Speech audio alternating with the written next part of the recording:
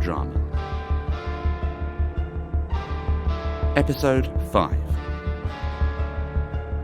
The Tracks of Fear. Part 1 of 3. Written by Jamie Evans.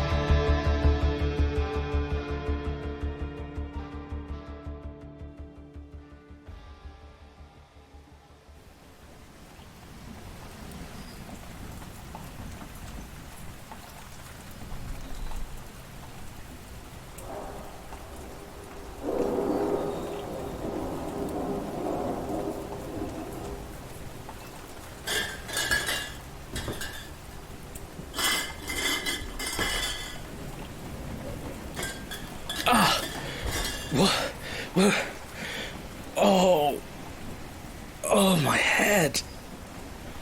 I really need to learn to stop drinking. This is a lot even for me. It's a wonder I'm not dead. Where is everybody? Who knew how long my current bender had been going on? I'd begun drinking after my fight with Abigail back at her mum's church.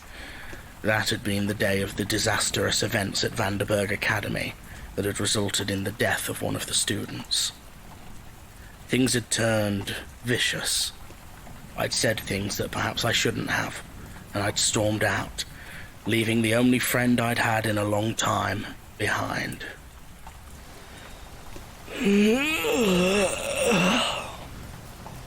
I really had hit rock bottom this time. I had no idea when I had gotten on the train or where my destination was. I couldn't remember anything except the steady flow of amber liquid as I self-medicated my feelings of inadequacy and fear. I tried to look out of the window, to at least get a sense of where I might be. It was no use. The velveteen blackness of the night pressed firmly against the windows, punctuated only by the torrential downpour that pounded on the carriage's windows. I made my way up to the front of the carriage to try and find help, but the door was locked. A small window looked across the short chasm of darkness between the two carriages and into the next compartment. That too looked empty for the most part, aside from a single passenger who seemed to be slumped over asleep, a discarded bottle of booze laying sideways on his table. A man after my own heart. What was that? An intercom. Hello, can you hear me? What? Who is this? What's coming?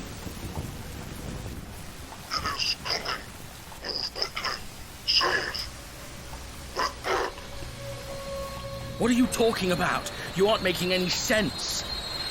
Hello?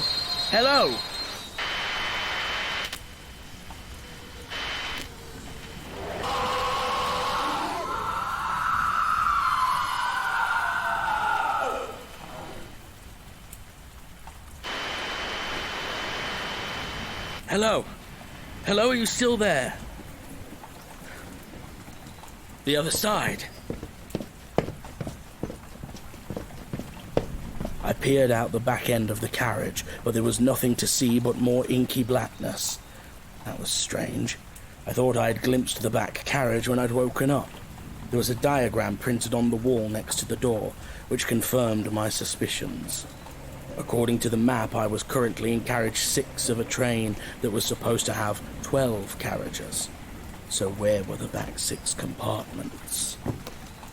A wave of sickness washed over me, not from the hangover, but from the confusion, the sense of disconnect that filled me.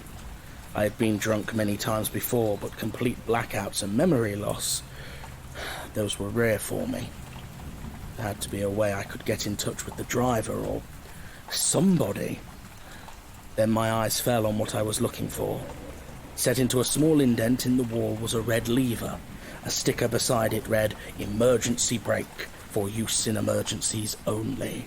Well, maybe it's stretching the definition a bit, but what the hell?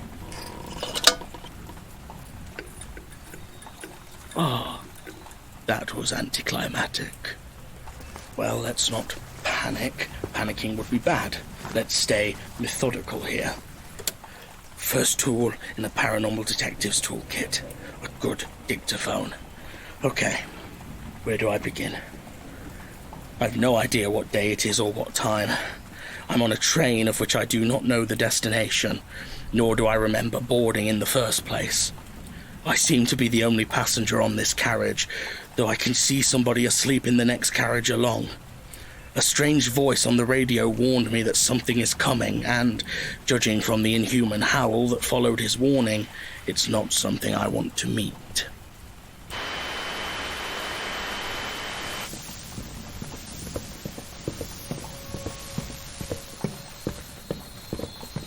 Hello? Hello, can you hear me? James? James, is that you? Abigail. It's me. Oh, thank you, God. I'm so glad you're alive. What do you mean? I was worried the signal would have gotten you by now. How long do you think it's been since we last saw each other? To be honest, I don't know. Do you know? I'm afraid not. Really? I mean, I'm drunk, I expect this. Why can't you remember anything? I don't know. We were arguing, you walked out on me, and I don't remember anything between that and waking up here. And where is here? Where are you? I'm on a train of some sort. I'm in the engine carriage. At the front of the train? Abigail, that's fantastic. Could you possibly convince the driver to stop the train momentarily? Or at least send a steward or something down to help me? I don't think I can do that. Even a ticket boy would be acceptable. Please, anybody. That's just it. I don't think there is anybody. I don't think anybody is driving this train. What do you mean, no driver? I mean, I can see the driving compartment from here. The door is standing open. I've been calling for help for the last 10 minutes and nobody has so much as poked their head out. They're either ignoring me for some reason or there is nobody driving this train. That's impossible. Somebody has to be driving. Are there any passengers on the train? Not in my carriage. If I look through the window, I can see some guy sleeping in the next carriage. I haven't been able to rouse him, though. Hello! Hello, sir! Can you hear me? Okay, I get the point. I don't understand. Can't you go to the compartment and check on the driver? That would be difficult. I'm sort of tied up. Tied up? I'm chained to a series of pipes. I've already tried pulling free before you ask. Chained? Every new thing I learn about this train, the more worried I get. There are no keyholes, James. The chains are locked into some weird box. There are 4 of them that need to be undone. Is there anything else? There is a small inscription on the box. It says, Verum es libertas. That's Latin, isn't it? Yes. Verum es libertas. Freedom? Something freedom. Truth in freedom, or trust in freedom, maybe? My Latin's rather rusty. Well, I'd really like to get out of here if this is possible.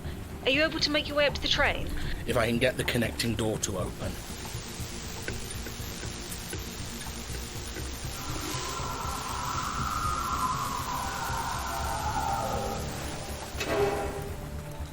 James? James, are you there? Huh? Yes, I'm here. Momentary interference. Did you hear that? Hear what? Like a scream. I can't hear anything over the rain and the noise of this train. Do you have any idea where the train is going, Abigail? James, I don't even remember boarding the damn thing. Strange. What about you? Where are you? Is there anything that can help you? Well, let's see. I already tried the emergency brake. The intercom isn't allowing me to contact the other carriages. Oh! How did I not see that before? What? What is it? There's luggage. Luggage? On the shelf above the seats, there are bags. So where are the passengers? My thoughts exactly. What was that? What? Nothing. I thought I saw something out the corner of my eye. Oh, I hate this, not being able to see what's going on. This might be the most you've stayed put since I met you. Do you have any of your equipment with you? I have a spare K2 meter in my pocket, and my dictaphone. Try the K2 meter. See if you can find anything with that. Screw it, I'll try anything at this stage. That's very strange. What? What? Yes, there are batteries.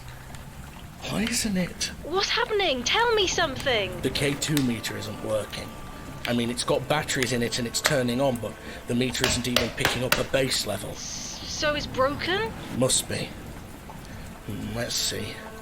I could try going through everyone's bags. Seeing as nobody's here, I don't think they'd mind. Wait, I just had a thought. Before you do that, the dictaphone, is there a tape in it? Yes. Check if there's anything on it. You might have left some dictation on there that tells us why we're on this train and where it's going. That's an excellent idea. Well done, Abigail.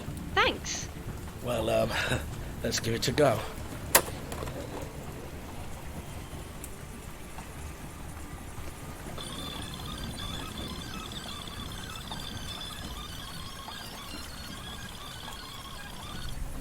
So awesome!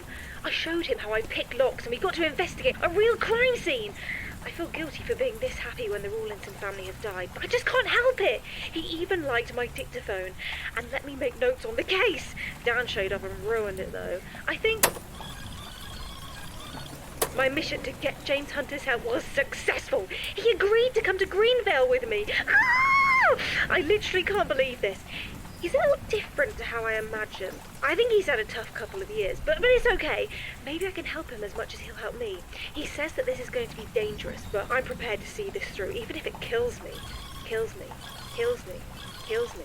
Kills me. Enough of that. Well, was there anything on it? It appears I picked up the wrong tape. It's one of yours. Oh. Which one? From the day we met. Oh. Oh. You were my biggest fan back then. I remember how ridiculously excitable you were. I was so hungover that morning. I'm more than your fan now, James. I'm your... Then why did you lie to me? James, I didn't exactly lie. I mean, I just didn't tell you. A distinction without a difference. What are you doing? James, please don't start sulking. James, please. I'm scared. I am alone and I am scared and I don't like it. Please, don't stop talking to me. I'm here. Just going through the luggage. Nothing useful there. Ah, that's more like it. What was that? Somebody had a bottle of wine in their bag. Oh, that's the medicine, all right.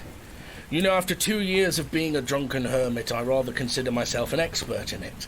And let me tell you, I've never found a hangover cure so effective as don't stop drinking. Now really isn't the time. I can hardly think of a better time, Abigail, seeing as we seem to be trapped and without hope. Stop feeling sorry for yourself. Jesus! Have you gone right back to where you were when I came and got you a few weeks ago? I guess you were a good influence on me as I was a bad influence on you. Why would you say something like that? Why would you ever think that you were a bad influence on me? You would never have heard the signal if it wasn't for me. You would be fine and healthy by now. That's not true. Do you think that I would have given up trying to investigate this if you hadn't agreed to come to Greenvale with me? I'd probably be in a much worse state if you hadn't been with me.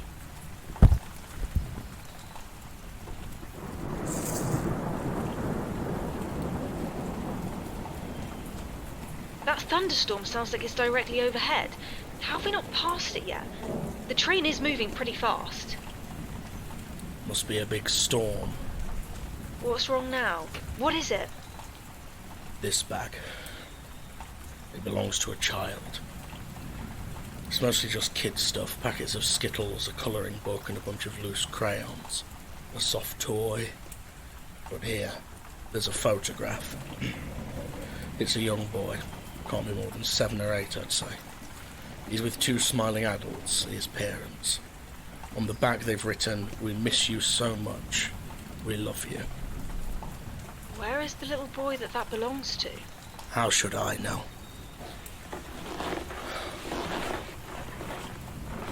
I'm tired of the questions, Abigail. I'm tired of asking but never knowing. 10 whole years I spent asking the same question over and over and it got me nowhere. I know you meant well when you brought me back to help, but what good has that done? All we've done since we started is lose. I'm so tired of losing people. Paul Mason, Melissa Black, Molly Saunders, Kayla, and now you. James, I never meant to put you through this. You have to believe that. I do.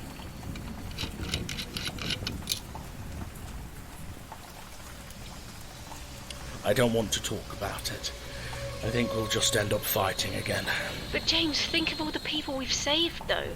Adam, Natalie, and Marcus, my mum. We've done good as well.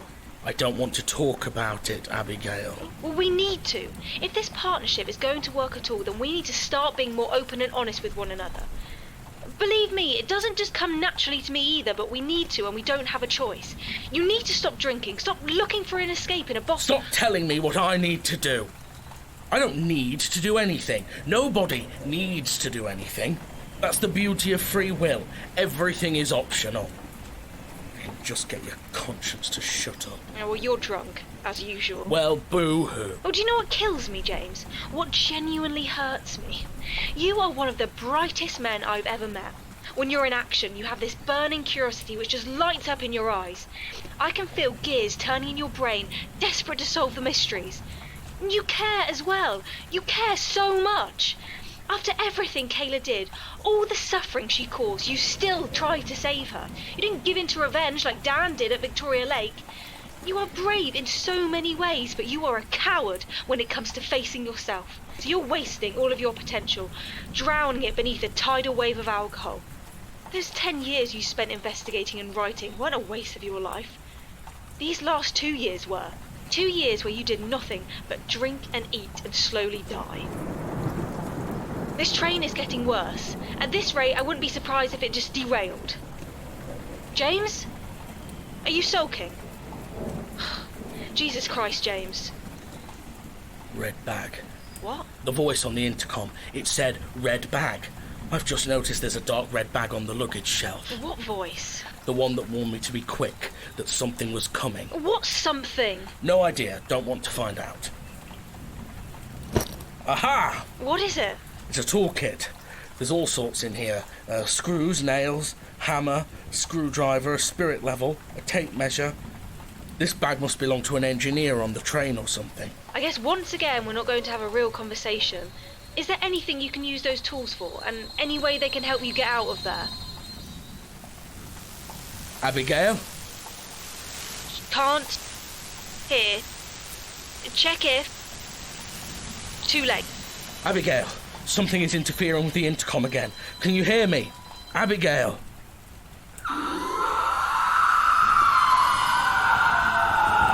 I think we might be running out of time.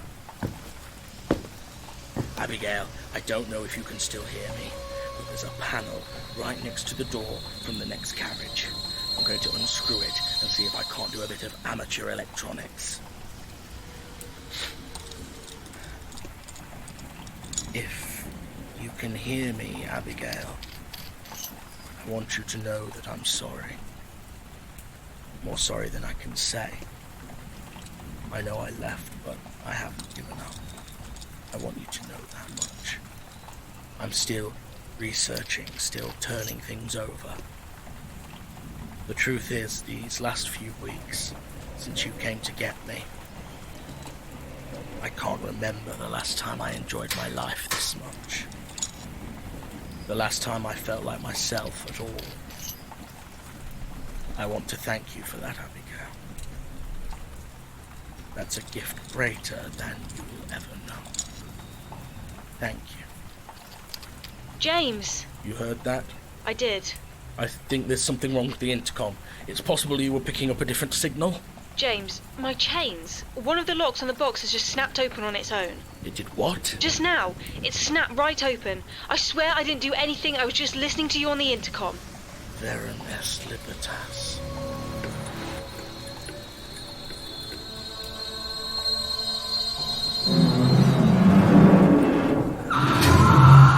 It seems we're out of time, Abigail. The entire back wall of the carriage was missing, torn away and discarded. The velvet blackness of the night seemed to be seeping into the carriage like a physical thing, like the probing, exploring antennae of some giant insect. Something reached down from the roof of the train and lowered itself down into the carriage. I couldn't describe it even if I wanted to. It seemed to shift and change rapidly as my mere mortal mind fought for a way to process the images being captured by my optic nerve. It seemed to have too many eyes, too many teeth, too many limbs, all constantly folding in on themselves as new ones sprouted endlessly. I glimpsed faces, All over its body there were faces, but these too shifted and changed with every blink of my eye. There was no word I could think of to describe the presence beyond it being the very definition of horrific. I reached into the panel I had just opened, but it was no use. I couldn't get my arm in at the right angle to reach the circuitry for the door. The hammer, in the bag, maybe I could. No. The crawling terror was moving over the bag now. I couldn't get to it. I did the only thing I could think of and threw the screwdriver at it. Not surprisingly, the screwdriver did nothing, instead seeming to be absorbed into the ever-shifting mass of limbs, digits, and faces. I had to get this door open somehow. I had to. Wait. The man. The sleeping man. He was awake, finally, standing with his back to me, arms stretched wide. Help! Help! Help me! Help! Help me!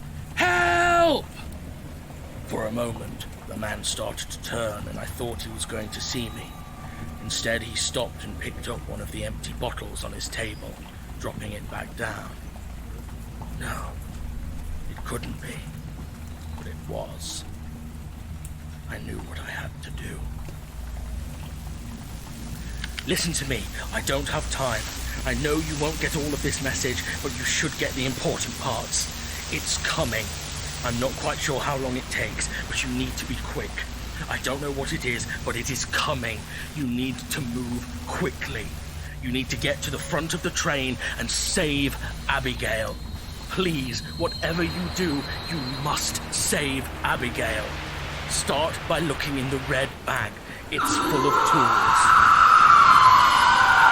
Our time is over. I hope you have better luck than I did. Goodbye.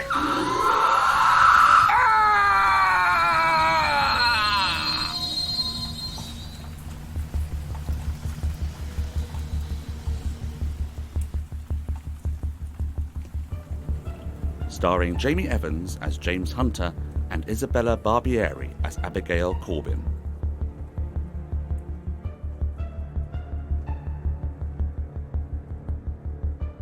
Narration by David Anthony Green.